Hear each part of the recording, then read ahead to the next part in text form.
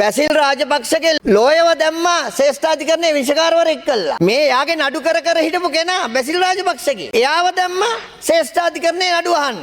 ඊට පස්සේ බැසිල් රාජපක්ෂගේ නඩුව දිවිනැගුම නඩුව හරියට ලිව්වේ නැහැ කියලා පවුලට තීන්දුව ලියන්නේ නැහැ කියලා ශිරාණි බණ්ඩාරනායකව එලවලා දැම්මා. අග්‍රවිංශකාරකමෙන් පන්නලා දැම්මා.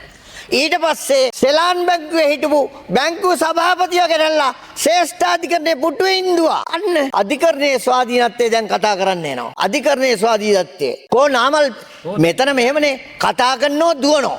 ප්‍රශ්නෙට උත්තරේ එනකොට පැත්ත පළාතක ඉන්න ප්‍රැක්ටිස් එකක් විදිහටම එන්නේ විනාඩි 10 කතා කරා ටක් ගාලා පැන්න ගියා. මොකද මේ ටික අහගන්න වෙනවා. මේ ටික අහගන්න එයාට හැකියාවක් නැහැ, ශක්තියක් නැහැ.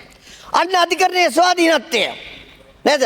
එක්සත් ජාතික පක්ෂ කාලේ දැන් ඔය සමගි ජන බලවේගයට ඒ කණ්ඩායමනේ එක්සත් ජාතික පක්ෂය කොහොමද ශ්‍රේෂ්ඨාධිකරණයේ විනිශ්චයකාරවරුන්ට සලකලා තියන්නේ? අධිකරණයට කරපු බලපෑම් මොනවද කියලා ඉතිහාසයේ ලියවිලා තියෙනවා. ඊට පස්සේ මහින්ද රාජපක්ෂ කඳවුර කොහොමද අධිකරණයට බලපෑම් කරේ කියන එක ඉතිහාසයේ ලියවිලා තියෙනවා. ඊට අමතරව ශ්‍රේෂ්ඨාධිකරණයේ නඩු තීන්දුව වල සමබරව ලියලා තියෙනවා.